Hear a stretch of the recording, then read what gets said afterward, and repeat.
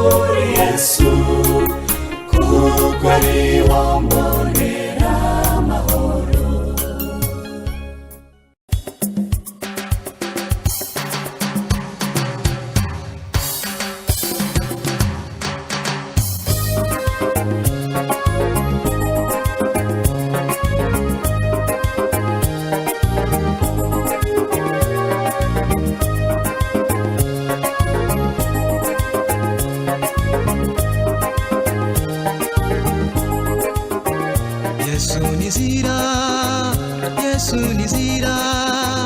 Yesu nizira y'ukuri ijya mu ijuru, nta yindi nzira munsi y'izuba twaboneramo gukizwa ni Yesu gusa. Yesu nizira, Yesu nizira, Yesu nizira y'ukuri ijya mu ijuru, nta yindi nzira munsi y'izuba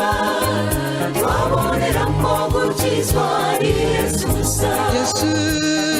nizira, Yesu nizira, Yesu nizira y'ukuri ijya mu ijuru, nta yindi nzira munsi y'izuba twaboneramo gukizwa ni Yesu.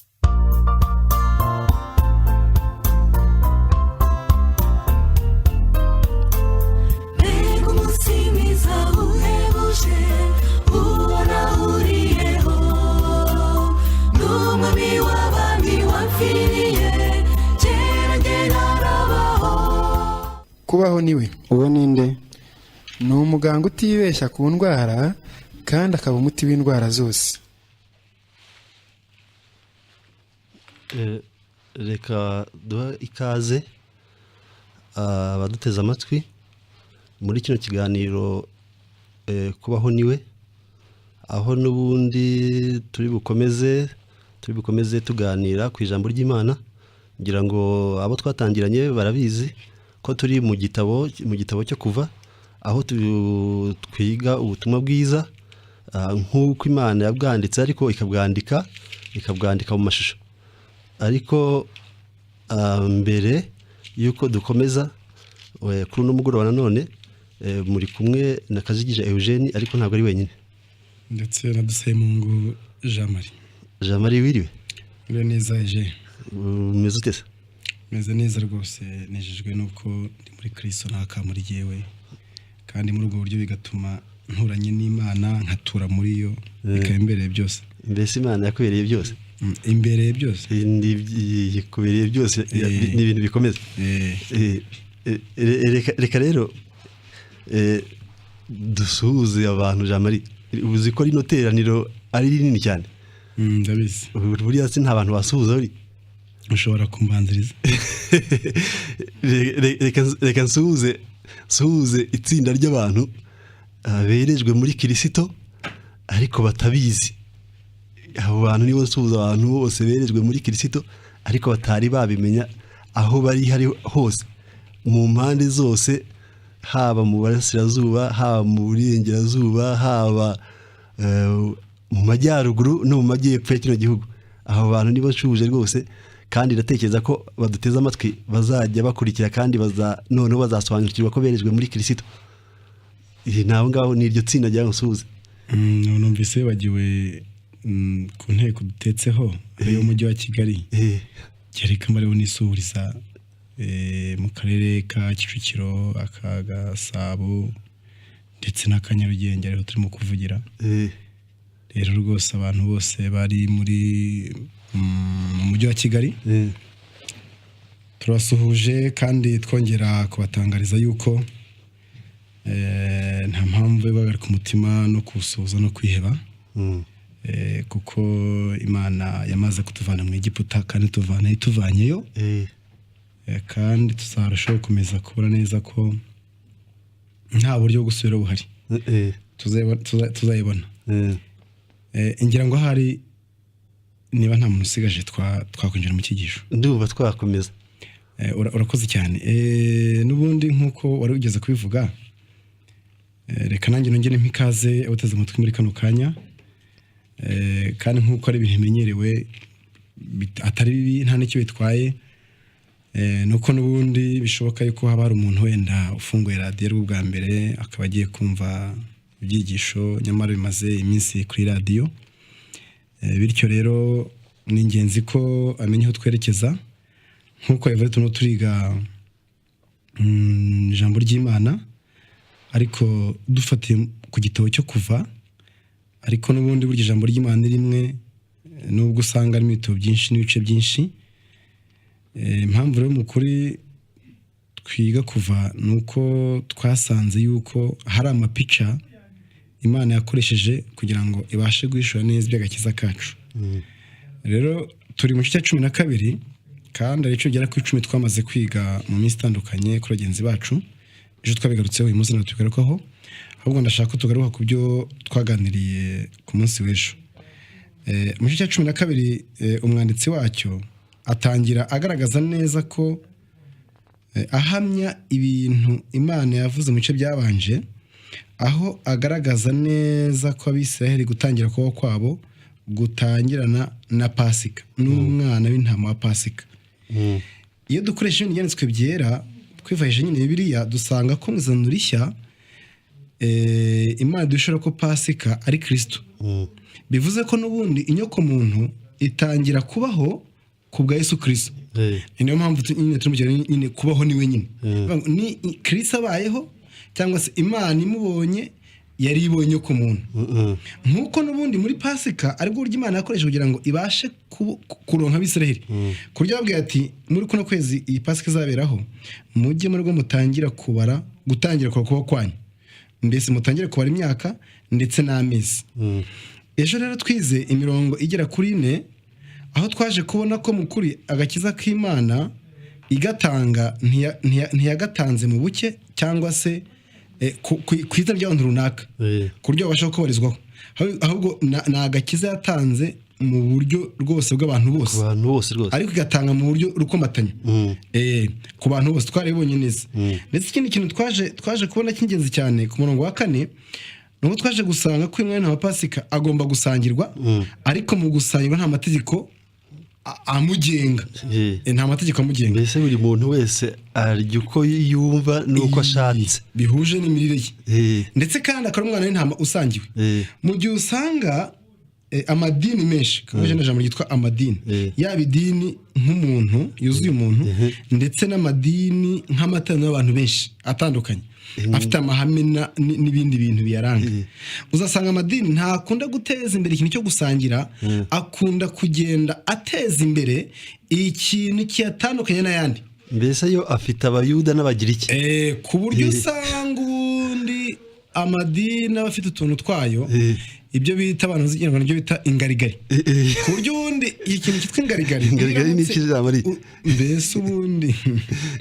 ingarigari ubundi kugira ngo bisobanurwe neza iyo umubyeyi atanze 8 iyo atanze 8 noneho amaze gutanga 8 y'abana be yise icyo bita ingarigari nuvuga ngo isamba asigaranye ye iyo bari ingarigari idakorwaho iyo sambu ibasha kuzajya umuntu yikoraho mu bana be ari uko yatabarutse yavuyeho mbese ni ikintu idakorwaho sibyo usanga n'amadini urya afite ukuntu afite ingarigari zayo ku buryo uzikozeho ubundi cyo ari ikibazo nisakirego none rero izo ngarigari niza kunda kurinda cyane ku buryo ushobora gusanga amadini afite ibintu byinshi yigisha kandi yizera ari ugasanga nibura hari ibintu nka 2 ateza imbere ku buryo niyo bikozeho naje gusanga ubundi hari ibintu hari nk'ibintu bishobora gukora mu idini rimwe ukaba bigatuma idini imwe iha umutima uhagarara wakora ku kindi gahita irwara paralisi mbese ikaba ipfuye uruhande rumwe neza ugasanga niko bimeze none rero muri Pasika rero nta kwiharira nta busambo ahubwo umwana ntama agomba gusangirwa ikintu twavuga n'icyo gikomeye cyane ubundi impamvu agomba kubusangira bikunze nuko ni munini kuba muryo ku buryo ubundi niba afite umururumba ntabwo ushobora kumumara ngo umumare byanze bikunze ugomba kumusangira bidatewe nawe bitewe nawe ubwe ni munini kuri utamuryango washe kumara twashobora no kumukuri agakiza Imana iduha nagakiza iyo birimo kuvuga iyo ivuga ibyaha ivuga ko ibyaha bigwiriye yava agakiza kava agakiza gasaze mbone rwose mu Kinyarwanda ko ibintu bigwiriye ibindi bikabisaze mbese ibisaze wakomeza ukayibona ariko buryo bishobora no kurekera aho ngaho mbese Kristo si muto ku buryo wenda twagira ikibazo ko atazaduhaza oya nta kibazo kandi rwose wumve ni munini mu buryo bwo kurya bivuze ngo ni igisubizo cy'inzara ubu cy'inzara rwose ubundi ni kimara nzara oya ni nacyo kibazo umuryango wa Yakobo wagize inzara iteye nyine wagiye muri Egiputa cyari ikibazo cyo kurya Kristo ni kimara nzara urashonje ubundi rya niba ushonje rya cyakoze mu kurya nyine ni cyiza gusa ntajye umuntu gushyira amategeko ntagire umuntu kubwira ashwi azana amabwiriza n'amategeko yesavuze ngo umuvane umwe ni ibyo byose rwose byo kumva ko hari ukuntu abantu bagomba kwitwara kugira ngo bakunde baryo umwana intama yesavuga ngo umuvane umwe ni bigomba kuvaho none ngira ngo mbere ko tujya kwinjira mu cyigisho cy'uyu munsi wasoma imirongo uhera ku wa 5 ukageza ku wa 14 noneho ukanashima Imana tugatangira. Reka dusome ino mirongo twibutse abadukurikiye ko turi mu kuva igice cya 12 tugeze ku murongo wa 5 tukamanuka. Umwana w'intama wanyu cyangwa umwana w'ihene ntuzagire inenge, uzabisekurume itaramara umwaka, muzawukure mu ntama cyangwa mu ihene, muzawurindirize umunsi wa 14 w'uku kwezi. Iteraniro ryose ry'Abisirayeli bazawubikire nimugoroba, bazende ku maraso bayasige ku nkomanizo zombi no mu ruhamo rw'imiryango y'amazu bawuririyemo. Muri iryo joro bazarye inyama zawo zokeje, bazirishe imitsima idasembuwe, bazirisha n'imboga zisharira. Ntimuzazirye mbisi cyangwa zitetse keretse zokeje, igihanga cyawo n'iminono yawo n'ibyo mu nda byawo. Ntimuzagire icyo musiga ngo kirare iziraye muzazose. Uku aba ariko muzazirya, muzazirye mukenyeye, mukwesa inkweto, mwitwaje inkoni, muzazirye vuba vuba. Iyo niyo Pasika y'Uwiteka. Kuko muri iryo joro nzanyura mu gihugu cya Egiputa, nkica abana b'imfura bose bo mu gihugu cya Egiputa, imfura z'abantu n'uburiza bw'amatungo n'imana z'abanyegiputa zose, ngo n'imana z'abanyegiputa zose nzasohoza amateka nziciriyeho. Ndi Uwiteka. Ayo maraso azababera ikimenyetso ku mazu murimo, nanjye ubwo nzabona ayo maraso nzabanyuraho, nta cyago kizababaho ngo kibarimbure ubwo nzatera igihugu cya Egiputa. Kandi uwo munsi uzabera urwibutso, muzawuziririze umunsi mukuru w'Uwiteka. Mu bihe byanyu byose muzajye muziririza, ribe itegeko ry'iteka ryose. Amen. Reka dushime Imana. Byiringiro by'umugisha Imana yacu, tunezezwa nuko waduhaye Pasika, kandi tukanezezwa yuko ubwawe ari we waduhindukiye Pasika yacu. Ibyo biratunyuze, kandi umuntu wese uteze amatwi ibi bintu akomeze kunyurwa n'ibyo ngibyo mu izina rya Yesu. Amen. Reka dukomeze nyine. Nubundi nkuko rumaze kubivuga unasenga, nukundi Pasika ari Kristo. Bityo buri kantu kose kagize Pasika dukoresheje Bibiliya turaza gusanga ari Kristo. Nkuko mu wa 5 hano harimo isura ngo umwana w'intama wanyu cyangwa umwana w'ihene. Ngo Pasika, igitambo cya Pasika. Kuko ubundi iyo ugiye ku mwaka 27 yo kuva 12 Mose, ubundi ibi nibyo Mose, ibi nibyo Imana yabwiye Mose, bihere ku murongo wa mbere cyo 12 kugeza ku murongo wa 20. Ariko ku murongo wa 12 mu kuva ukageza ku mirongo ku mirongo 28 noneho usanga Mose abibwira Abisirayeli. Rero Mose yabwiye ko nimara kubikora bari mu Egiputa nibajya ni Kanani bazakomeza kubikora. Noneho ariko azakubwira ati noneho nimuramuka mubikoze rero abana nyakabaza bati ibi ni ibiki. umva ko yabwiye ngo bazasubiza abana babo ku murongo wa 27 okuva 12 mujye mubasubiza muti ni igitambo cya Pasika y'Uwiteka kuko anyuze ku mazu y'Abisiraheli bari muri Egiputa agakiza amazu yacu ni igitambo cya Pasika y'Uwiteka gitwa igitambo none igitambo cya Pasika y'Uwiteka cyagomba kuba kigizwe n'amatungo abiri intama cyangwa se ihene kugira Pasika ibishobotse yagomba kubigizwe n'intama cyangwa se n'ihene niye mpamvu rero mukuru Bibiliya ikoresha intama cyangwa se mukuri ihene ubundi iyo ukurikije haba mu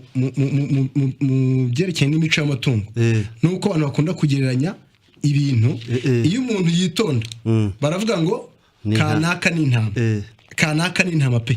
wimubeshyera nyamara iyo umuntu ari umusazi sibyo baravuga bati kanaka n'ihene hari abarimu muri primaire bajya bakunda kubwira abana ngo bari akarizo k'ihene mbese umwana ukubagana cyane n'abantu benshi bavuga ko abari akarizo k'ihene kubona ubundi nikajya haguma hamwe kaba kizunguza buriye cyose akarizo k'ihene ubu muri ubwo buryo bwahuranyije usanga intama zaba zihagarara uruhande rw'ibyiza reka dusome irino somo ryo mu isezerano rishya muri Matayo 25 umurongo wa 32 jamari kugira ngo abantu wende batagira ngo ni ibintu umuntu aba anahimbye kuko ni urugero wari uri gutanga nyine haravuga ati amahanga yose azateranirizwa imbere ye abarobanure nk'uko umwungeri arobanura intama mwihene intama azazishyira iburyo bwe naho ihene azishyire ibumoso akomeza hepfo n'uvu umve rero azabwira iburyo bwe azabwira iburyo bwe umwami azabwira abari iburyo bwe ati nimuze mwebwe abo data yahaye umugisha muzaraga ubwami bw'abatunganirijwe uhereye kurema ku isi nkuko nari nshonje ubu ntekereza ko uramutse uhise uhijambo batwumva ukabaza ati mukurikije intama ziri iburyo ihene ziri ibumoso sibyo ubundi ubwo abeza abari abahe byanze bikunze tavuga ko abeza ari abagiye iburyo ko aravuze ngo nimuze muragwe mwebwe abo data yahaye umugisha yahaye umugisha byumvikane ko ubundi abari iburyo arizo ntama abo nabeza abari ibumoso arizo hene abo nabaki nababi iyi Pasika yacu yo mukuri igomba kubigizwe n'ihene cyangwa se n'ihene n'intama mu yandi magambo rero Kristo Yesu dusanga ubundi ari itano ryo byombi ni itano ry'ibyiza ndetse n'itano ry'ibibi iyo urebye Kristo ku giti ki mu bumana bwe akomoka mu ijuru rwanda Kristo aba intama mbese afite ubwiza akomora mu ijuru bumuhesha kuba intama ariko kuko yaraje kugira ngo abashe gukiza inyoko muntu igihe yari yambaye nk'ihene yafashe ihene muri ubwo buryo niyo mpamvu Pawulo avuga mu gitabo mu Rwanda kandi cyabakona rwa 2:21 akavuga neza ko utigizwe n'icyaha Imana yamuhinduye kuba icyaha ku bwacu bivuze ngo igihe Kristo yari atwambaye ubundi yari atwambaye nk'ihene ndetse ikintu gikomeye cyane Bibiliya ihishura ni uko Yesu apfa ku musaraba ntiyapfuye nk'intama ntiyapfuye nk'Imana sibyo ahubwo Yesu apfa ku musaraba yapfuye nk'ihene hari ibintu bibiri hari ibintu bibiri hariya byerekana ikintu Imana yajya ngo ishuri hari igisambo cyiza cy'iburyo n'ikisambo kibi kibumoso ibyo rwose uvuga ni ukuri nyamari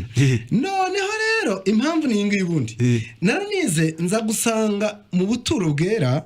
ku munsi w'impongano ntabwo ajya bakoresha intama bakoreshaga ihene ebyiri imwe y'Uwiteka indi ya Azazeli bivuze ngo kandi ubundi munsi w'impongano wari umunsi wo kuvanaho urubanza no gutsindisha ubwoko bw'Imana none rero kuba barakoreshaga rero ntibakoresha intama sibyo bisobanuye ko ubundi ubugingo bw'inyoko muntu ku musaraba bwashyizwe iherezo muri Yesu Kristo kuko Yesu ubu ntabwo Imana ipfa Yesu ntabwo apfuye nk'Imana ahubwo yapfuye nk'umuntu apfa nk'umuntu rero ni inyoko muntu yose ubugingo bwari bushyizweho iherezo niyo mpamvu nyine Imana yavuze ngo muzawutoranye umukumbi wanyu yaba ihene cyangwa se intama ikaba Pasika umurongo wa gatandatu rero ikindi kintu uvuga ntekereza ko wanakivugaho ni ibyerekeranye n'iby'umunsi wa 14. No mugeze ku kibazo nimugoroba aratubwira ati muze gutubwira iby'umunsi wa 10 n'umunsi wa 14. Ibi bintu babivugaho. Jamari ni kino ni ikintu cy'ingenzi ko urebye ku murongo wa gatatu baba bati umunsi wa 10 ariho muzawutoranya noneho muwurindirize muwurindirize kugeza ku munsi wa 14. Yego ngira ngo kino kintu tunakitaho tugerageza kucyumva ubundi ese iriya minsi ine hagati y'umunsi wa 10 n'umunsi wa 14 iyo minsi yari iki ubundi bibuka ko mu by'ukuri Uwiteka yarabwiye ko bagomba kurobanura umwana w'intama ariko udafite inenge yego udafite inenge nuvuga ngo iriya minsi ubundi ine yari igenewe gusuzuma umwana w'intama ko afite inenge nicyo kintu niyo kintu cyagomba kugaragara hari bamara kubona neza ko adafite inenge ubwo nyine bagomba kubikira ku munsi wa 14. Yego ariko reba ikindi kintu Jamari Bibiliya ihise kumishurira uzi ko iyo ya miryango cyangwa ya mashyirahamwe wavuze yiyobokamana ari iyo twita amadini izi ko iyo aho kugira ngo umwana w'intama ari usuzumwa ngo ko adafite inenge ahubwo babwira abantu ngo bajye kwisuzuma ko badafite inenge bazaze kurya kuri Pasika. Ni kibazo ngira ngo wabaye muri iyo miryango urabizi neza cyane urabona ko icyo kintu ubwacyo nta nubwo gihuje na Bibiliya nta nubwo ushobora kumenya ahantu abantu bagikuye ahubwo ni imyumvire y'umuntu ubundi ngomba kwisuzuma kugira ngo nze mu munsi mukuru twibuke ko Pasika ari umunsi mukuru Jamari tuzayibona ukuntu uryo Pasika ari umunsi mukuru ariko icyo nashaka kwivugira ni iki ngiki ubundi iyo minsi ine yari igenewe gusuzuma umwana w'intama ese mu by'ukuri tushobora kwibaza niba umwana w'intama yarasuzumwe umwana w'intama yarasuzumwe yego kandi twibuke ko kino kintu none ko ni igishushanyo ubundi turi kureba noneho turebe ko niba Kristo yarasuzumwe bagasanga adafite inenge yego reka tujye muri Yohana ushobora kwihuta ukasomera Yohana igice cya 18 umurongo wa 38 Yohana 18:38 dore amagambo handitse aya ngaya haravuga ngo Pilato aramubaza ati ukuri ni iki amaze kubivuga atyo ahera ko arasohoka ajya abayuda bari arababwira ati jye nta cyamubonyeho icyakora mufite umugenzo ko mborera imbohe imwe mu minsi ya Pasika rekeraho Pilato nk'uhagarariye leta cyangwa nk'uhagarariye ingoma y'Abaroma mbese nk'uhagarariye abantu batari mu iyobokamana yasuzumye umwana w'intama aravuga ati shwi nta nenge ariko hari n'abandi bantu Yohana 8:46 nayo dusomere twumve Yohana 8:46 nayo turebe nahageze rwose hari amagambo avuga ngo ninde muri mwe unshinja icyaha ko mvuga ukuri niyo gituma mutanyizera abamushinjaga ni abafarisayo abatambyi bakuru abanditsi n'iryo tsinda ryose ni itsinda rihagarariye idini mbese ubundi Imana yashyize Kristo hariya idini riramusuzuma risanga nta nenge leta iramusuzuma isanga nta nenge ng'umwana w'intama wagombaga gutambwa ku munsi wa 14 Jamari ko adafite inenge kandi reka iriya minsi nyine maze icyo asobanuraga ariko ntabwo kuko hari ikintu nyibukije nk'uko uri mu kanya ntabwo nava dusomye urwambere rwa Petero cyo cyawo cya mbere umurongo wa 18 kuko kiriya kintu kitwa inenge ni umwana w'intama Pasika uzira inenge ariko ugiye gutamba agomba kuba azi inenge kandi akaba ari igitambo umva ko bavuze n'urwambere rwa Petero cyo cya umurongo wa 18 haravuga ngo kuko muzi yuko ibyo mwacungujwe muve mu gihe zanyu mbi y'urumaro mwatujwe na basekuruza banyu atari byangirika nk'ifeza cyangwa izahabu 19 ahubwo mwacungujwe amaraso y'igiciro cyinshi nk'ay'umwana w'intama utagira inenge cyangwa ibara ari ya Kristo mwacunye amaraso umwana w'intama utagira inenge, sibyo? Urumva ni igitambo ariko kigomba kuzira iki? Inenge. Ubundi ikintu cyitwa igitambo kigenda n'urupfu. Sinibaza impamvu ari igitambo ukuri kigomba kuba kigiye gutambwa mu buryo bwo gupfa ariko kizira inenge. Kuba Kristo agomba kuba azira inenge, no kuzira inenge kwe bihagarara gucyanuka tuboneye arano muri isi. Ni ugucyanuka boneye inyoko muntu arano muri isi. Noneho kandi nubwo maze kwanira inyoko muntu gukiranuka aragomba guhindukira akaba igitambo, sibyo? Muri ubwo buryo bituma tubasha kuvanwa mu maboko ya Farawo, sibyo? Bikurikije yuko muri Yesu Kristo tuzira inenge, nta mpamvu yo kuba aho hantu, sibyo? Kandi cya kabiri ni uko niba nibyo baturyoza twamaze kubirira muri Yesu Kristo. Reka Bibiliya inahishura uburyo ibyo bintu byishyuye. Muri uriya murongo wa 6 twasomaga, iteraniro ry'Abisirayeli ryose rizajya gute? Rizawubikire. Oya, nta muntu ugomba gusigara atawubikire. Mbese urupfu rw'uwo mwana w'intama, ubundi nta muntu ugomba kusigara atarugizemo uruhare. Urwa kabiri rw'Abikorino igice cya 5:14 ijambo ri kuko twemejwe yuko nk'uko umwe yapfuye ariko bose bagize gute? Bapfuye. Urumva rero icyo uri kuvuga rwose ni ukuri. Ibyo byarishyuye byose muri Kristo Yesu. Yego rwose. Kandi ikindi kintu kirimo hano nuko ku murongo wa 7 hari amagambo avuga ngo bazende ku maraso bayasiye ku manizo zombi no mu ruhamo rw'umuryango by'amazu bawuririyemo, sibyo? Aha nashaka kwivugira ikintu cyitwa inzu. Ikintu cyitwa inzu ubundi. Mbese inzu rwose. Ubundi uzasanga abantu benshi bakunda kwigisha ibya Pasika. Uretse ko abantu benshi batabona kukigishaho. Abantu bakavuga ibya Yezo, bakavuga iby'amaraso, bakavuga iby'intama. Ubundi bavuze Pasika bumva amaraso gusa, n'ibyo bintu byaza bubanza nyine ibyo bintu. Ariko kugira ngo abantu bazumve ikintu cyitwa inzu ni ikibazo, kandi inzira ryoshye. Ubundi ikintu cyitwa inzu hano mu Kuva 12 ni ikintu cy'ingenzi cyane, kuko ubundi kugira ngo tunacyumve neza reka tugerageze dusimbuke tugere mu Kuva 12 umurongo 22 bavuga mwende umukamato wa Ezobu mwinike amaraso yo mu rwabya mumisha amaraso mu rwabya mu rw'umuryango no ku manizo zombi he kugira muri mwe usohoka mu nzu ye mugeze mu gitondo, sibyo? Uyu mwana w'intama cyangwa se aya maraso bagomba kuyasiga mu ruhamo no ku nkomanizo z'umuryango barangiza bagakinga ntiyosoke bakava ku mugoroba kugeza mu gitondo. Ubundi gitondo muri ryagaruye umuzuko, igitondo mbese gitangaje ni umuzuko. Kuva ku mugoroba bwije mbese kuva ku rupfu yego ukageza bukeye umuzuko. Urakoze cyane. Ni igitondo kandi ryagaruye umuzuko bivuze neza ko ijoro rihagararira urupfu. Niko bigenda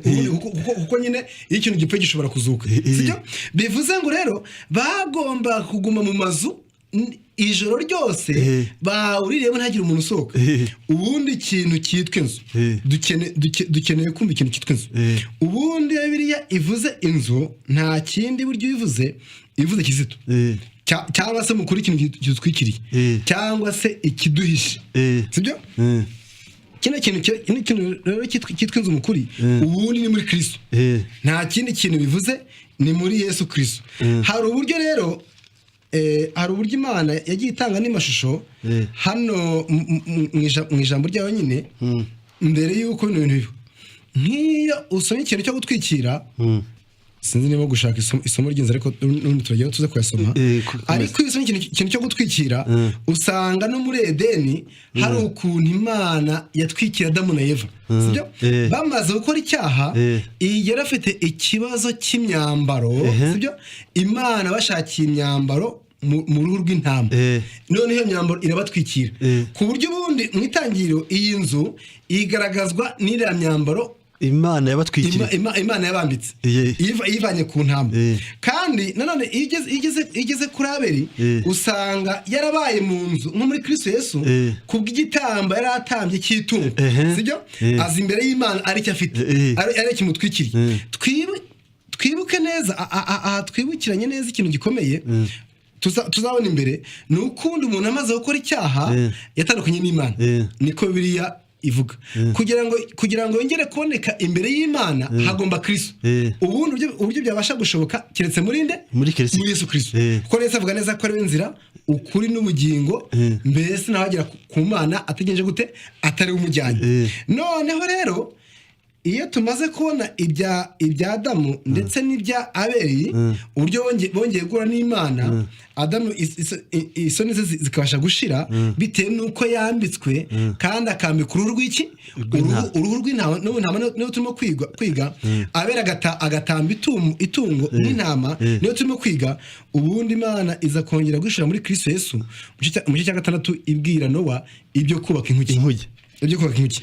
ndetse hari ibintu byabaye mu itangiriro 6 7 8 ndetse n'9 bifite isano byo mu kuva 12 Imana yabwiye naho agomba kubaka inkuge yarangiza iyo nkuge ikaza kuba ari ituma abasha kurokoka iteka ry'umwuzure kandi amaze kwinjira mu nkuge Nowa nuko Imana yakinze iyi nkuge rero Nowa yinjiyemo abazasoma ntabwo ndi buze kwasoma basanga ko yari ikozwe mu biti ariko bihomesheje ubushishi bwitwa budoro ubundi buno bushishi ni nka kore akamaro icyo bwari maze ubushishi bwatumaga inkugi itaremererwa ikabasha gutuma ireremba hejuru y'amazi ariko ikindi kintu gikomeye ubushishi bwari bumaze bwari buhomye imbere n'inyuma bwatangaga umutekano w'abari mu nkugi ku buryo inkuba kubitaga hanze no guhora kw'amazi nyine y'umwuzure n'ibitare bikubita n'abatakishwa no kuba amazi arimo kubatwara ntabwo Nowa yigeze agenza gute yigeze ibintu rwose byumva icyo gihe gisobanura neza muri icyo kintu uburiya bushishi bwari buhomye mbese ikintu gihomye ubundi neza ni nko gusiga ubundi guhoma ushobora kuhoma unasiga ubundi Nowa yararebaga ari imbere akabona inzira inkuge irahomye ariko n'Imana inyuma nawe yareba ikabona inkuge n'inyuma nawe yagize gute harahomye mbese imbere hari ku mutekano wano ariko n'inyuma hari kunyurwa kw'Imana ubundi nicyo kintu uri kuvuga jawe icyo kintu ni ingenzi cyane kugira ngo abantu tucyumve neza urakoze cyane noneho urumva ikintu cyitwa inzu sibyo ubundi ni Kristo ariko hari nkuko tumaze kubibona ku Imana y'ibyerekana mu buryo butandukanye none hano mu kuvaho ivuga amazu cyangwa se ikavuga inzu iyo ugeze mu isano rishya ugeze nko muri Yohana 2 ihere ku murongo wa 13 ukageza ku murongo wa 24 usanga hari ukuntu Yesu abavuga ibyo ahumanura urusengero ibyo Yesu yongeye no kubikora muri Matayo 21:12-13 hano muri Yohana babyita urusengero ariko uze kunjyana muri Matayo uze kusoma 21 bari ku murongo wa 14 na 13 tuze kumva uko bavuze kugira ngo tumve ikintu cyitwa inzu hano muri Yohana 2 uhereye ku murongo wa 16 haravuga ngo ati nimukureho bino mureke guhindura inzu ya data iguriro ngicyo ubundi nashaka gundi ijambo ryitwa inzu urumva ko hari abakoresha urusengero andi bakoresha iki inzu mwebwe guhindura inzu ya data iguriro 17 abigishwa bibuka kubyanditswe ngo ishyaka ry'inzu yawe rirandya 18 abayuda baramubaza bati ubwo ugize utyo watwereka ikimenyetso ki 19 Yesu aravuga ati nimusenyere urusengero ariyo yanzu nanjye nzarwa komisi ngahe mu minsi 20 nuko Yuda bati uru rusengero cyangwa se inzu ko rwubatswe mu myaka 46 naye ngo uzarwubaka mu minsi 3 ariko urusengero yavugaga ni umubiri we sibyo bivuze ngo n'ubundi iriya nzu ni Yesu Kristo ndetse si Yesu Kristo gusa iyo ugiye mu baheburayo sibyo twigaragaza ko Yesu twari muri Kristo sibyo iyo ugiye mu baheburayo naho Pawulo agaragaza neza ko inzu y'Imana ive kuri Kristo ibasha no kugera ku muntu no muri akitwa inzu yande inzu y'Imana bityo rero bano bantu hano ku murongo wa 7 hava neza ko bagomba gusiga amaraso mu ruhano no kumanizo ariko byamazo ngenje bate bawuririyemo bityo iyo nzu nta yindi ninde ni Yesu Kristo none ikindi ngira ngo mvuga kugira ngo uzova ku by'amaraso aya maraso n'ahantu bagomba kuyasiga ku muryango ubundi buriya ubundi uba mu nzu ubundi burya umuryango umaze iki ku nzu umuryango burya nuwo tunyuramo twinjira ariko n'ubundi Yego. kuko ubu nakinze urinda n'ibintu kwinjira. Urakoze cyane. Ubundi umuryango utanga umutekano ku bari mu nzu, sibyo? Kandi ugaciraho iteka ku bari hanze y'inzu. Kugira ngo tubyumve neza gasema Matayo 25 muri wa mugana w'abakobwa 10.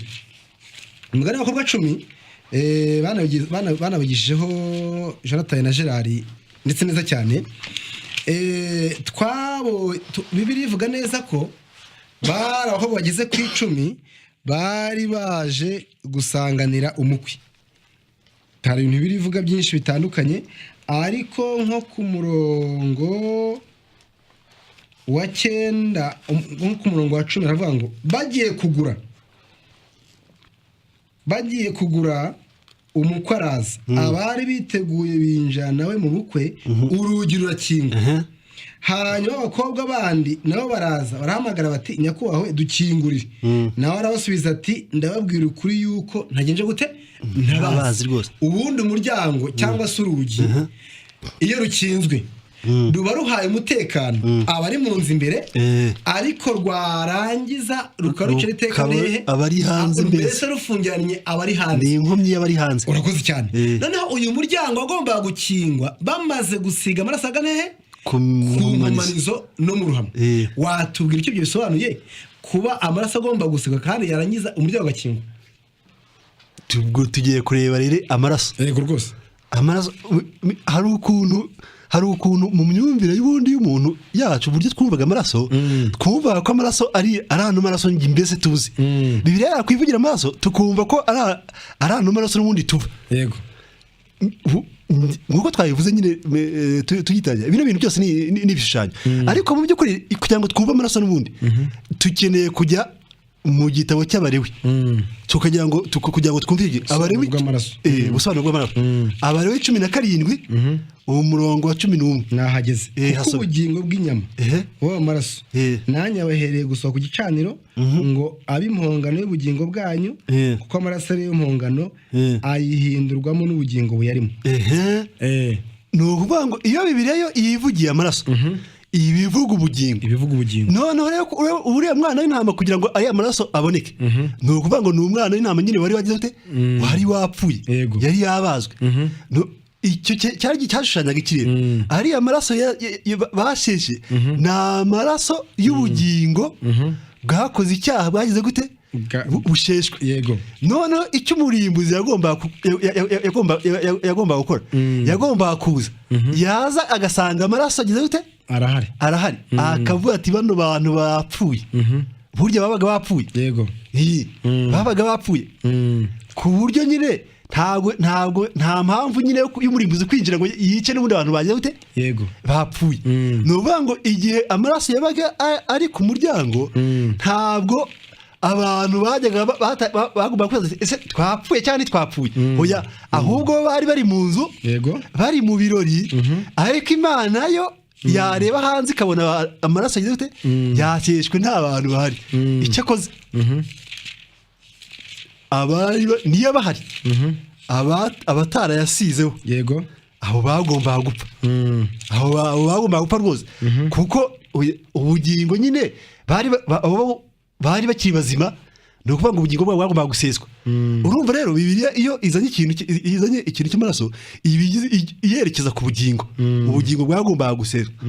Noneho Imana yareba ikabona ubugingo bwaseshwe, ku buryo marayika nyine murimbuzi ntacyo yagomba gutwara iyo nzu.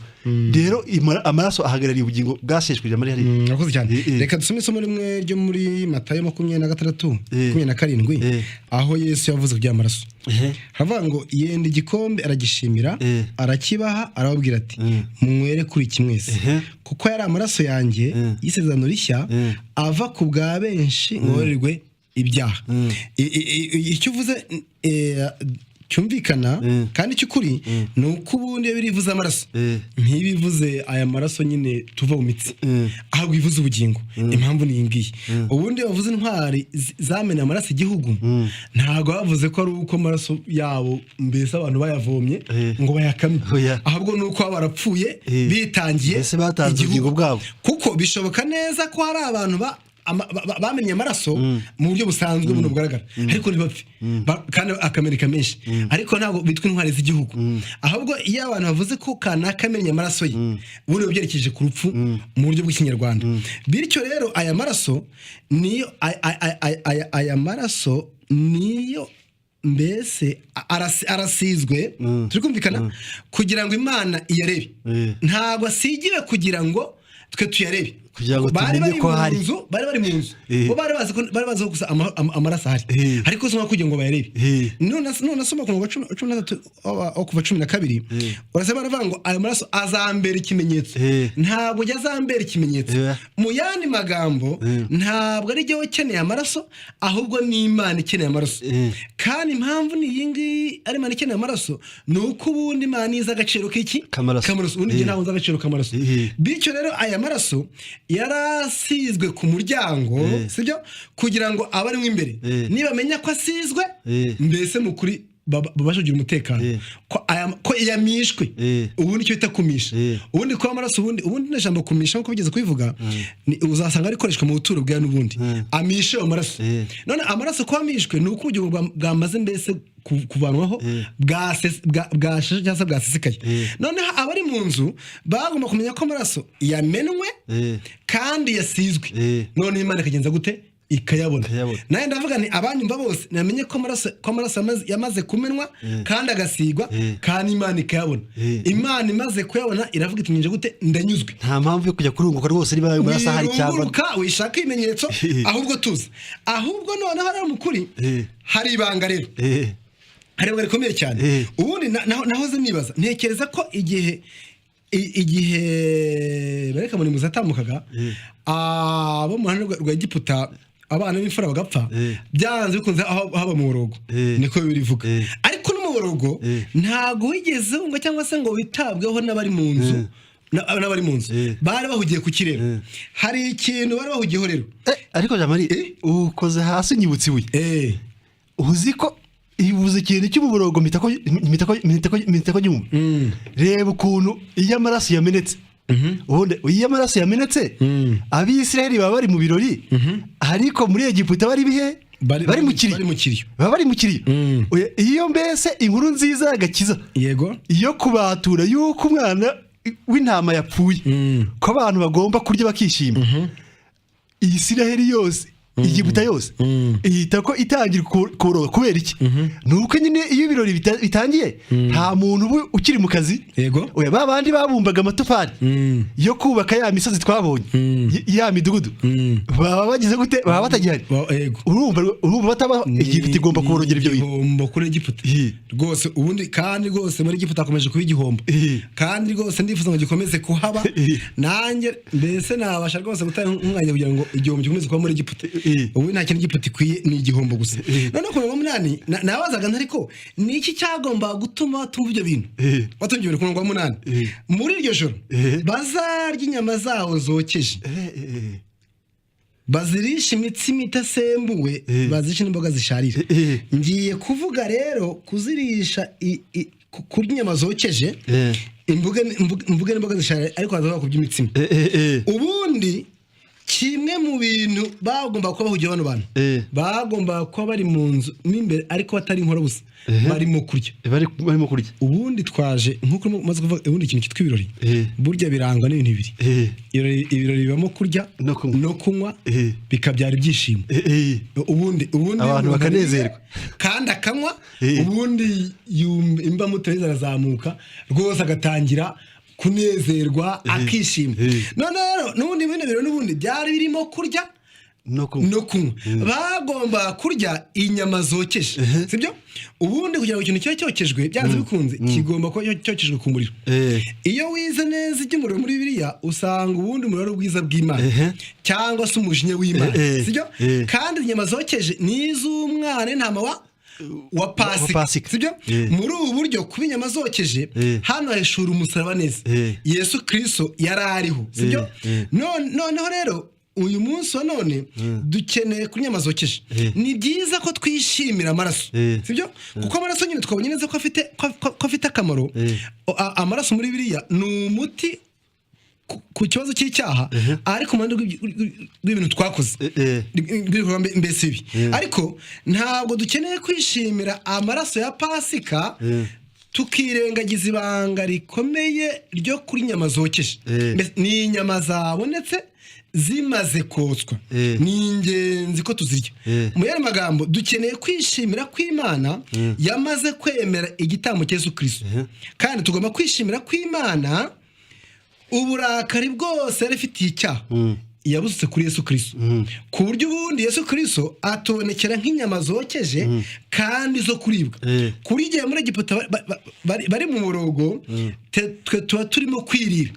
kurya nta kindi rero mukuri ubundi burya kurya ni ukumenya yuko ikibazo cyaragatewe n'Imana Imana yakirangije mu gihe cyashize ikiriho ubu n'ikizaza ni ingenzi ko tugerera ubundi burya Bibiliya hari ukuntu abantu bazi ko biri ari ubugingo ariko biribwa ntabwo ari ubugingo ahubwo Bibiliya ikunda kwiyita umutsima w'ubugingo cyangwa se ibyo kurya bitunga ubugingo mbese ikagaragaza ko dukeneye kurya noneho burya reka ntanga urugero rutoya ubundi ntabwo impamvu ibyo kurya bifitiye akamaro umuntu muzima ntabwo bifitiye akamaro umuntu wapfuye ubundi uramutse usanzwe umuntu yapfuye ukavuga uti impamvu yapfuye nuko atarafite ibyo kurya ukaza ukabitereka iruhande rwe ntekereza ko waba uteje ikibazo gikomeye cyane bidushyikije kuko umuntu uko mupfu niyo kwitana n'ibyo kurya kiraza kuba ikibazo ubundi mu Egiputa no kwemeza mu Egiputa bafata abantu bapfuye bakabatereka ibiryo uruhande ikibazo cy'uyu muntu ni ibiryo ashobora kuba ariye nabi ugashaka ko arya neza cyangwa ashobora kuba yariye bikeya nkongera byinshi ntabwo icyo ko umuntu ifite ari ibiryo bikeya ahubwo ni ubugingo noneho iyo ubugingo bumaze kuboneka ari mukuri noneho ibyo kugenza bite none bibasha kuza bikabasha kuribwa bityo rero dukeneye kurya ikintu cyo kurya rero hari ukuntu Imana kitayeho igihe Yesu arimo guca umugani umwana yekera muri Luka 15 yakigarutse ntabwo ndi basome bamwe barahazi yakigarutseho avuga ngo kero igihe umwana ntama yaragaruye mu rugo n'urukundo rwa se isa kimubona kure yaramwambitse sibyo bivuga neza ko yahise amwambika igishura yari yambaye azana n'impeta y'izahabu aramwambika rwose ubundi burya mu mujyi wa Kigali harimo ikibazo cy'abantu basabiriza barimo kubarwanya ubundi ntari umugabo witwa Louise n'ujya ukunda kubivuga mbese ngo ukunde umuntu akunda gufashe hari ukuntu ukunda kumwitwaraho mbese ukagaza nk'imwe abantu bazi neza ko iyo umuntu aje yirembeje yiyambitse nabi yirwaje mbese abasha gutera abandi impuhwe kugira ngo bamufashe ariko ubundi burya umuntu wambaye neza ntekereza ko uramutse ugiye gusaba utagenda wambaye karuvate n'ishati na kositimu n'umwesikoro ariko ugiye wambaye nabi baravuga ati rwose umuntu akakugirirwa iki kugirirwa impuhwe isa rero uyu mwana yahise amwambika igishura cyiza ubundi buryo umuntu yambaye neza ntabwo ubasha kubona ko yishwe n'inzara ubundi buryo abantu b'abanyamujyi nta kintu afite agomba no kuba yambaye umwenda mwiza kandi ufuze niko abanyamujyi bamera ku buryo ubundi utapfa kunyuzamo icyo bita ijisho mbere utamunyuza mu ijisho noneho rero ariko nubwo umuntu yaba yambaye neza ashobora kwambara neza agenje gute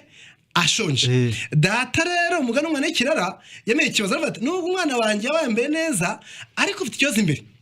akwiye kurya aravuga ati mubaga iki reka icyo ngicyo yambaye neza ahubwo tuvuge n'icyo yambaye ikibundi yazanye igishura nyine yazanye umwambaro mbese data akunze yego uwo mwambaro arawumwambika mbese ni cya kindi bavuga cyo mu itangiriro cya data yatwambitse n'ubu ngubu nanone twararuka akongera akajya gute akatwambika. Abagalatiya 3:27 muzi yuko mwese ababatijwe muri Kristo mwambaye Kristo. Urakoze cyane. Jamari buturambaye rwose. Nuko none ariko nubwo twambaye data zi neza ko dushobora kuba twambaye twishwe n'iki n'inzara. Aravuga ati rero ni mubaga iki ibyibushye kugira ngo murye. Ubundi butumwa bwiza rwose n'umwambaro mwiza pe. Nyuma yuko tubwumva rwose twarabumvise buratunezeza buduhumure budamoro kuyo bose n'abatuzengutse babasha kubitubonamo. Ariko ni ingenzi ko twambara tukanarya kugira ngo tubone imbaraga zibigaragara inyuma, ariko tubone imbaraga no mu bugingo bwacu. Kurya mu kuri nta kundi ni ukumenya ko umuntu twariwe kera yabambanywe na Kristo ku buryo umunsi atari ukiriho ari Kristo uriho muri jewe, ku buryo ubundi iyo nshatse kubaho nkanjye ubundi mba nikizaro mbasha kwicwa n'inzara. Mbese nkeneye kurya izi nyama zokeje, nibyo bibasha gutuma ntita kwibera hanze, kuko ubundi ibera hanze hari imva nimwe n'igipfuta, hari mu rugo hari mu rupfu, ikibasha kumpuza simbyiteho ubundi ni ukurya. Ngira ngo aha noneho wavuga uburyo bwo kuzirya. Nyine nicyo bavuga uburyo bwa mbere nyine ni ukuzirya zokeje. Yego, ngira ngo ni baraje kugisobanura ko kuzirya zokeje ni ikimenyetso cy'uko tugomba gutungwa na Kristo, ariko Kristo wagezweho n'umujinya w'Imana. Yego rwose. Yesaya 53 Imana yashimye kumushenjagura rwose, yaramubabaje rwose. Ni ikimenyetso cya Kristo, ni igishushanyo cya Kristo cyo tugomba gutungwa na Kristo, ariko Kristo wagezweho n'umujinya w'Imana. Icyo kintu uwo niwe Kristo dutunze jamari. Beza no kuba twemewe kuba twarapanye nawe tuzukana nawe, uwo niwe Kristo udutunze. Kristo wagize mu rugara rw'Imana. Ariko burya hari ubundi buryo Imana yababujije kurya, ati nimuzazigeze ute zitetse. Uzi guteka burya iyo utetse ikintu mbese ugicisha ku muriro, ariko umuriro wacanywe n'abantu. Yego, kuzirya zitetse rero ni abantu bemera bundi Kristo, ko Kristo bundi yapfuye urupfu rutari urupfu rw'abatanya, rutari urupfu rwacu, ahubwo yapfuye urupfu rw'akarengane. Babandi bazira iyobokamana nguko kurya Kristo utetse. Uburyo umuntu wese utemera urupfu rwe nk'urupfu rwa Kristo, utemera Kristo washenje muri uzi ko ubu ngubu uvuga ngo Imana niyo yishe Kristo,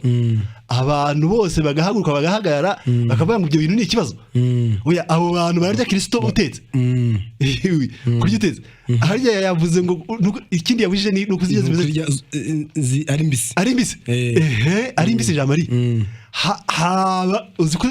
kuzirya ari mbisi. Oya ni Kristo utarapfuye nyine. Yego,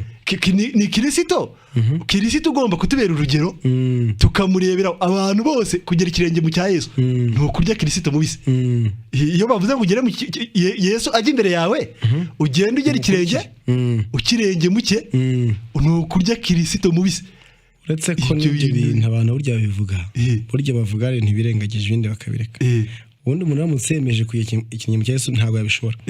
Byarabananiye kuko hari ibintu batakora Yesu yakoraga. Yizegeze igaragaza, aravuga ati mugende mubwire iyo ngunzu,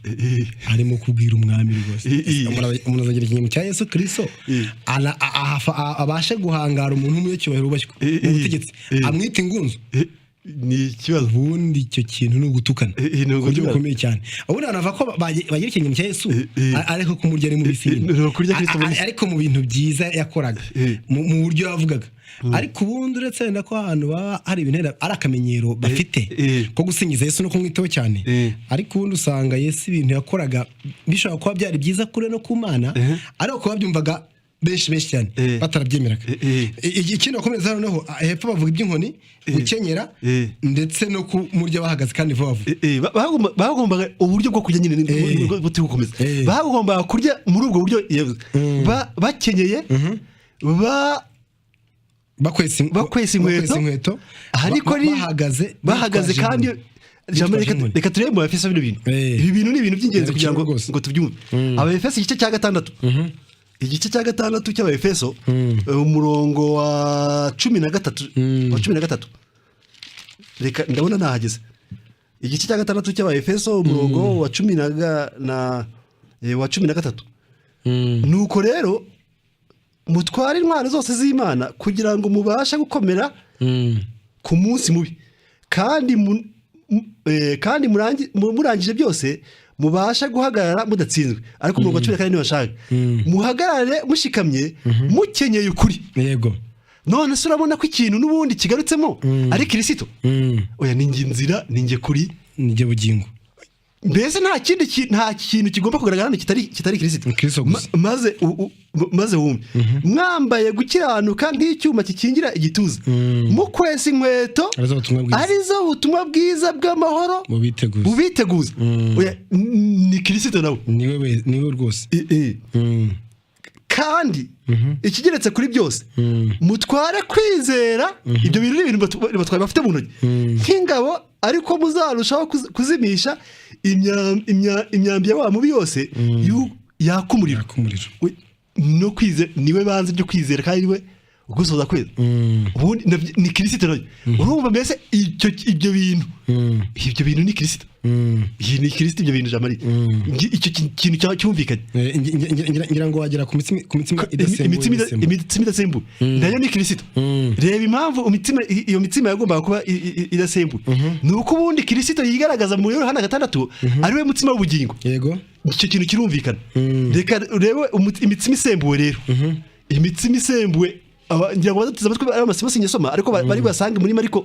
igice cya 7 umurongo wa 1 kugeza ku 4 na Mariko igice cya 8 inyigisho z'abafarisayo oya inyigisho zo ntukajabike yego ntugakore gutya ntugire gutya jagire gutya iyo ni imitsima iyo si Kristo iyo ni imitsima isembuye rwose ibyo bintu ntabwo byemewe kuza mu birori jamari kandi Yesu aravuze ngo agasembo nubwo kaba gato cyangwa se gakeye muri ukagenze irobe ry'umutsima ubundi buryo umusembo urabona ko uba ari mwinshi imisemburo ni myinshi cyane inyifato yo ugomba gusenga unahagarariye na kamere y'icyaha muri ubwo buryo rwose none ikindi kintu bagomba gukoresha muri Pasika ni imboga zisharira ubundi ukurikije neza nicyo ushaka gusorezaho ubundi ukurikije neza mu buryo busanzwe ntabwo ntaka ariko nawe ushaka kudateka ari byo guteka urabizi ubundi hari inyama sibyo hari n'umutsima bavuga ngo bazirishe rero imboga zisharira ubundi mu buryo mu muco wa Kinyarwanda icyo bita kurisha mbese bazirishe ni uburisho sibyo ubundi uburisho bubasha kuba umuceri ibirayi n'ibindi bintu noneho imboga nyine zikaye n'ibindi bintu bashaka gukora abantu byoroshye ubundi wagira ujya ahantu hatandukanye ubundi iyo ushaka kumva icyanga cy'ibyo kurya ucyumvira mu mboga cyangwa ucyumvira mu burisho ucyumvira mu mboga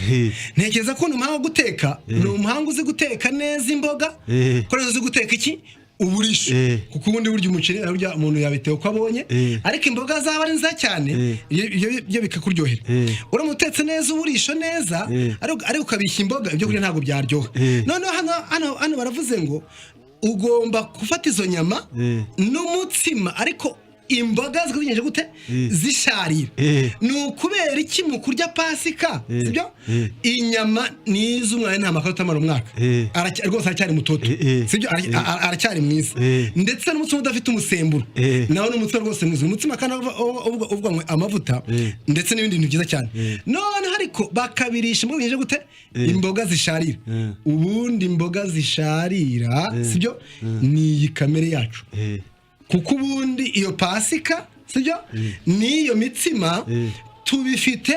ariko tubyizeye muri kamere yacu ku buryo ubundi iyo ushatse kugira ngo bikuryohere ubundi imboga zo kuzamuka zigenje gute zisharira sibyo ku buryo ubundi ibituzengurutse ibyagombye kuturyohera bikaratwenza ibyo bintu ubundi dusanga bisharira ku buryo ntuzigera wumva ko imboga zishobora kuryoha zizakomeza zisharire ariko nyine ugomba kubirisha inyama n'umutsima udasembuye ntekereza ko hari twahagarikira ahangaha ahubwo tugatanga umwanya wa telefone ndetse na mesaje nibutsa abantu twibutsa abantu nimero za telefone ka 25 25 78 33 8 ni 2 5 2 5 7 8 3 8 nayo tangaza message je izamishaze wabivuze ko ntari kuzireba neza ari ni 07 50 28 49 23 07 50 28 49 23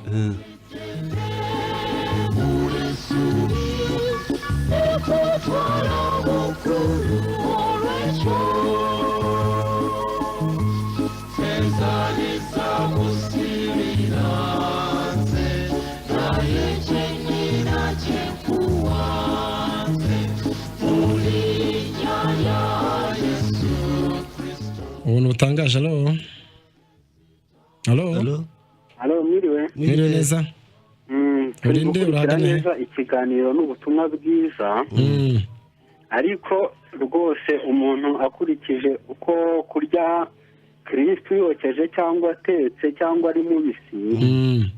umuntu ari kumva ushyize mu gaciro nk'umuntu uriye Kristo atetse yaba afashe nkaho urupfu rwa Kristo umuntu yarushinja Imana. Umuntu akaba yibaza urupfu rwa Kristo yazize Satani, ibyo Kristo yazize ni ukuri cyangwa sinzi icyo mwabitubwiraho, mwagira icyo mubitubwiraho. Waruvuze ko tumuri yatetse twamushije cyangwa tumuri yokeje ahubwo? Tumuri yatetse twamushinje Imana nkaho urupfu rwa Kristo turushinjije Imana. Kubera iki? Kubera ko nuko ngo urebye nk'amasomo yatambutse mu biganiro bitambutse ni ukuvuga ngo umuntu afata neza Kristo kugira ngo wumve neza igitambo cya Kristo nuko Kristo yaba ariwe yokeje. Wajya neza mu ijambo ry'Imana ugasanga koko ni ukuri. Noneho dufate Kristo yaje ukumva ko n'ibyo Kristo yaba yarazize byaba ari ukuri, kuko ibyo yaba yarazize ukurikije ubutumwa bwiza umuntu arumva ko byaba ari ukuri. Bibaye ukuri ibyo bintu urupfu rwe ntirwashinjwa Imana. Ese umuntu akibaza nanone Satani hari ubushobozi yari afite bwo kugira ngo ashyireho, hari ubushobozi cyangwa hari uruhare yari gushobora kugira mu rupfu rwa Kristo? Ikindi Yuda twamufata gute? Nk'uwapfiriwe nawe nk'uwo Kristo yapfiriye cyangwa nk'umugambanyi wa Kristo? Murakoze cyane. Murakoze namwe. Kuri telefone ndabona arimo gushaka amasemeje. Reka ikintu tugira gisubizo twahuranije nubwo gitandukanye cyane n'imyumvire y'abantu. Reka twisomere no somo ryo muri Zakariya igice cya 13 umurongo wa 7. Hava ngo byuka wa nkota we urwane n'umushumba wanjye. Rero ukuntu karagatite kavuga ngo inkota y'Imana ihagurukizwa umwungeri. Yego. Ngo byuka wa nkota we urwane n'umushumba wanjye. Urwane n'umuntu mugenzi wanjye niko Uwiteka Nyiringabo avuga. Kubita umwungeri intama zisandare kandi n'abato nzabashyiraho ukuboko kwanjye. Ubundi nyine yakubise umwungeri intama zawe te ni inkota y'Uwiteka. Ni inkota y'Uwiteka. Ariko ninarya somo twiye tuvuga muri Yesaya 53 ko iyi Imana yashimye kumushenjagura. Hari nisomo abantu bazi cyane kandi bose bemera rya Yohana 3:16. Imana avuze ngo yakunze ari muzi iratanga. Ubundi yari itanze umwana ngo abantu bamurere ariko ubundira. Rero rwose icyo rero rwose urupfu rwa Kristo ubundi dukeneye tukeneye ku Mana. Ubundi igomba nicyo birivuga. Niyo yari ikeneye igitambo gisiranye nanye igitambo se y'ubundi ngewe. Rikada uburyo bwose nagukizemo nta kibazo byari binteye. Nubwo bishobora kurinda tukakubana ariko sinza tukakumana. Reka mbaye n'indi somo y'urugambiro rwa Petero cyo cya 2 umurongo wa 22 n'ibintu 3. Nta cyaha yakoze nta n'uburiganya bwabonetse mu kanwa ke yaratutswe ntiyabasubiza yarabajwe ntiyabakangisha ahubwo aritanga idaca urwa kibera nyine se yarayihengwe mugenza gute nticu urwa kibera nyine yari yimara nyine kugira ngo nyine mbese yo guca urwa kibera ubundi urwa kibera iza kubera nuko atagomba gupfa ariko itabereye rwose mbese iramurangiza neza neza ni Imana yishe Kristo Shetani n'abanyabyaha n'abaroma n'abayuda nta ruhare namba bafite rwose mu by'agakiza kacu icyo kibazo rwose umuvandimwe yibazaga kurya Kristo yokeje ni ukwemera ko Yesu ni ukwemera urupfu rwa Yesu Kristo ko ari urupfu mbese ruhama Imana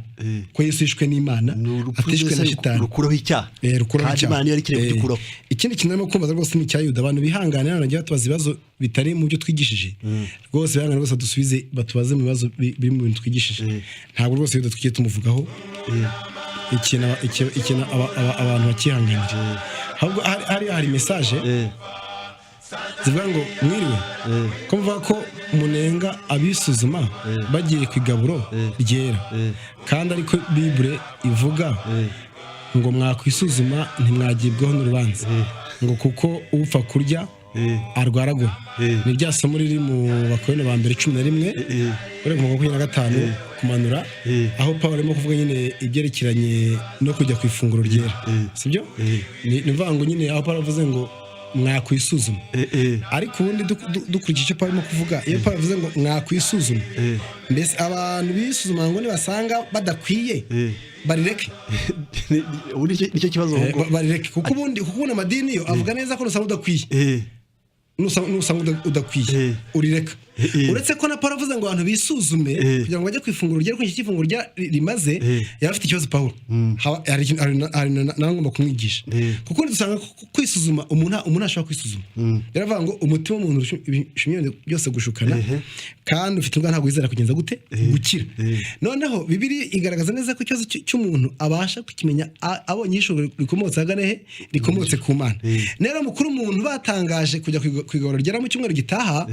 umuntu yakwizuma agasanga adakwiye kuryaho bitewe n'uko ari umunyabyaha icyambere ubundi yerekanye ko nta mpamvu Yesu agomba kuza kuko ubundi uwo muhango ni ukwibuka urupfu rwa Yesu no kuzuka kwe yapfuye kubera ikirere yapfuye sibyo kugira ngo mbane iteka ry'iki iteka ry'ibyaha ku buryo ubundi ko no kwisuzuma niba Paulo yafite imyumvire nk'iy'abanyamadini bafite yafite ikibazo nawe ahubwo wisuzuma agasanga akwiye ubundi niwe upfa kurya ariko umuntu rwose niwe bibibwa ko upfa kurya kamaze ikibazo ko Yesu ari umuganga tukaba tumufite mu gishushanyo cy'ifunguro ryera uramutse urwaye ukisuzuma ugasanga urwaye wavuga uti ntawe usanga muganga cyangwa ahubwo uhita uvuga uti reka njye kwa muganga n'abakugira inama bose agenza bate njye kwa muganga noneho rero ubundi gupfa kurya cyo baravuze ngo kurwaragura ni ugupfa kurya utitaye ku mubiri n'amaraso bya Yesu oya burya amadini apfa kurya ubundi ntabwo gita ku mubiri n'amaraso Yesu dore impamvu ubundi kwita ku mubiri ni ukumenya ko ari muri Kristo ari ku musaraba ku buryo ikindi kibazo ubundi kibazo cyawe Imana ari kirangije oya kandi nta dini ryemera ibyo bintu nta dini n'imwe byemera ntayagigisha yibe kisigigisho rero ko yete bamanza rw'amadini n'amaraso Yesu Kristo none ikindi kintu gikomeye cyane cyangwa igororo ryera no uko usanga abantu bajya kurirya bamumirije bacitse bahenze umushyitsi bafite ubwoba kandi birisha ko ari umunsi mukuru aserebura ni umunsi mukuru ni Pasika y'Uwiteka nta buryo bwo kwicara ngo gapfumbate ugire gute rwose ubundi ugiye nongeye kurijyaho nahatanga rwose igikombe kiri abantu bakanywa bakishima ni umunsi rwose wo kwishima umunsi byishimo biranaberetse ndavuga ati mudusobanurire neza uwo murongo uvuga ngo Yesu azashyira intama iburyo uyu murongo tuvuga twari dufite imitekerereze abantu biko twari tukuye twarimo gukora igeretswe byera dufatiye ku ntama cyangwa ihene kuva 12:5 twerekana ko intama n'ihene zagariye ibyiza n'iki nibi tuza gusaba byari biri muri Yesu Kristo Yesu yari intama kubwo inkomoko yo mu ijuru ariko akaba n'ihene bakavukire kuko afite kavukire yacu ntabwo rero mukuru tugiye kwigisha ibyo bazajya mu ijuru bazarimbuka uwo ngo afite ibitekerezo yo kurimbuka rwose azabyumva nahumure azasanga undi yaduhaye isomo ryo mu mubwiriza rwose naho ntabwo tujya twigisha rwose inshuti yenda amaseni utwihanganire undi aravuga ati ubu iwanjye haruzuye abakunze ikiganiro badatunze radiyo none murateganya iki kugira ngo bwamamare hose nyine hatanga rya somo yavuze ngo mugire mwigisha wese ubutumwa bwiza biri mu nshingano zanyu ni Bugesera rwose tugiye guca intege nta na kimwe duteganya iteganya rwose byarakoze byararangiye ni Imana yarikoze ishora umutungo wayo ibyo rwose birayireba ku buryo ubundi rwose nta mwenye ifitiye kuri iki ngiki Yesu yakoze umurimo neza kandi yarawurangije rwose nuko cyakoze ibiteganyijwe uzagenda ubibona ni Imana izabikora mukabije kugoreka ibyanditswe Uwiteka abifashirize nukuri kose urakoze cyane rwose kudusabira undi aravuga ati mwiriwe none se ko Pawulo yavuze ko tugomba kugira ikimenyetso cya Yesu ese yari ashatse kuvuga iki Pawulo afite ikibazo reka nuko natabyumva rwose Pawulo afite ikibazo cyane ubundi buriya cyakoze rwose sibyo nigishije ariko gihe ntago Yesu ngire nyiri kirenge muke ntabwo gihe nshingura ikirenge aho Yesu Shingi Yesu agishinguye ahubwo aho Yesu agiye nanye mangiye aravuga ngo nige nzira ukuri n'ubugingo nta ujya sibyo ntabwo vuze ngo nta ugendera mu nzira yanjye ahubwo nta ujya Yesu ni inzira ariko inzira igenda ku buryo ubundi yagiye nanye mangiye mbese iyo ndimo nibitwabivuze mu nzu iyo ndimo mba nageze iyonge nuko rwose urakoze cyane uravuga ati ni ibyo bintu bikomeje kuba byiza pe Nijire ikibinja undi avuga ati musome mu Bakorino rwose twahasomye twamaze kuvuga mu mutwe naravuga ati ndi munyaneza umwisiraheli utarifite intama cyangwa ihene yabigenje ati kuko hariwe nyinshi nyako zabashiranye reka da ntabwo zishira twabonye ko ubundi yagomba gusanya n'utonye bahereranye ubundi aho ubwiko n'ubwikanyiza n'ibindi byose ntizishira rwose nishimiye kubumva umuhati wanyu si ubusa ku mwami mukomeze murege Egiputa niba tubuza kugenda ndi Adri urakoze Adri ariko rwose gushima nta ni ibintu bisanzwe rwose nta mpaye dufite ntabwo dufite umuhati nta nama rwose none ko mbona hari icyo umuntu asabwa gukora gusiga amaraso ku muryango tuzabigarukaho hari ikintu tavuze ntabwo tuvuga izo n'urwabye tuzabigarukaho tuvuga ku byo kwizera ni koko Imana yahaniye Kristo ibyacu twe dukwiriye kunezerwa k'uburakari bwose Imana yabukongoje Kristo ku musaraba mfite inyunganizi ikomeye kuri mwe mwampamagara kuri nimero yatanze hariya urakoze cyane wayandika ni ariko yandika kuri nimero ihari uno utangaje alo oui mbere na mbere ndabashuhuje turagusuhuje nitwa Ngabo ndi ku Gisozi yego Ngabo rwose turakumva iranze rwose Ngabo uri ku Gisozi ariko ushaka kugira alo uno utangaje alo nayo ndumva telefone za kase sinzi icyo zifite cyane ari MTN simbizi undi aravuga ati bavandimwe ubwo buryo mukoresha musobanura ni interpretation allegorique sibyo pe none se ntitugakurize Yesu koko ntitugakurikize Yesu koko avango none se ntitugakurikize Yesu koko Jamari abantu bakeneye kumva kino kintu cyo ariyo myumvire ya Paulo ni nawe wandika ngo twebweho dufite gutekereza kwande kwa Kristo oya ubundi gukurikiza Yesu no kugira umutima muri Kristo no kugira gutekereza kwa Kristo ubundi mbese no kugira imyumvire nk'iya Kristo ntabwo ari ikibazo cyo gukora ibyo yakoze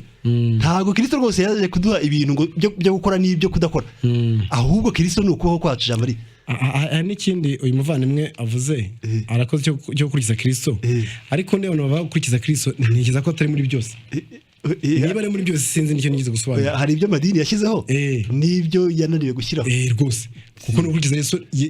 tugiye muri byose ubundi ubwo umuntu yazagenda urugendo akarangiriza ku musaraba niba ari ukumukurikiza nkuko rwose turabona nyine ngo turinterpreta nyine muri buriya buryo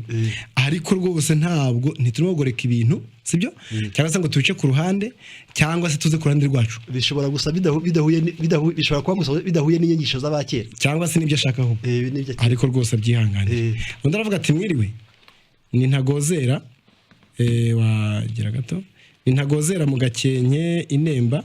dushimishijwe n'ibyigisho byanyu byiza mutugezaho mukomerezaho hari benshi bahinduka bakakira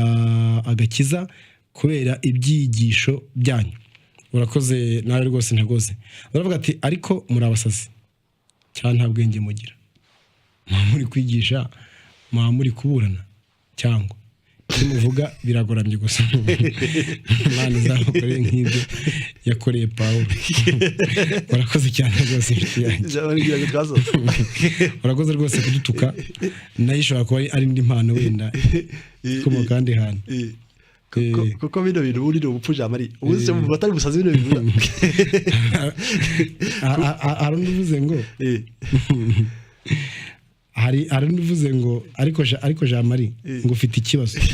yivuga ngo Pawulo afite ikibazo nta soni uba ufite niba ikibazo utacyumva ujye wirinda kukivugaho rwose urakoze cyane ariko nabisobanura ibyo navugaga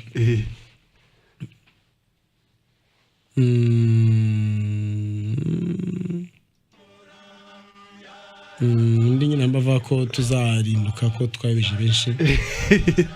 abantu bava ko twabeje mu kuri Imana irabafite cyane ku buryo bukabije uretse nyine ko umuntu atavuga aho tuyobereza abantu ariko ubu nta muntu wabyo undi kuko undi muntu yarayobye ubwe kubyo ubundi yarayobye ku buryo adakeneye kongererwa kuyoba ntago yabamwongera ngo ayobe nta n'icyo bakora ngo atayoba kandi reka mvuga ikindi kintu burya nta muntu burya utinya kuyoba nk'uwayobye ubundi niba wumva abantu bakuyobya baza bafasanya ibintu ufite bakuyobye ntabwo byiza rwose ubu bisobanura byarangiye reka rero dushimire abantu bose twabanye muri kino kiganiro dushimire baduhamagaye n'abanditse message n'abatugiye inama n'abaducyashye n'abadututse n'abaturakariye abantu bose Imana irabakunda iracyakomeje kubakunda kandi bifuza ko banezera nkuko nayinezerewe nibahumure rwose amaraso asize ku nkomanizo z'umuryango rwose ikomeze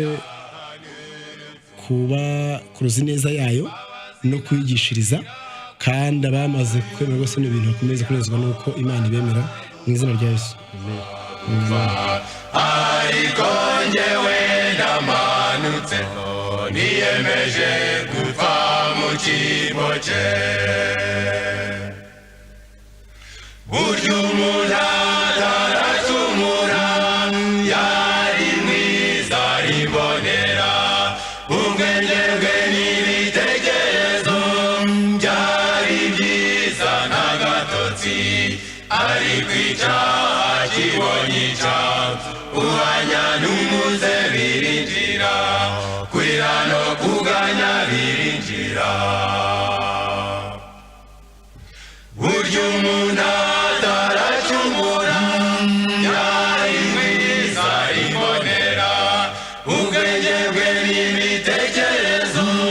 byari byiza n'agatotsi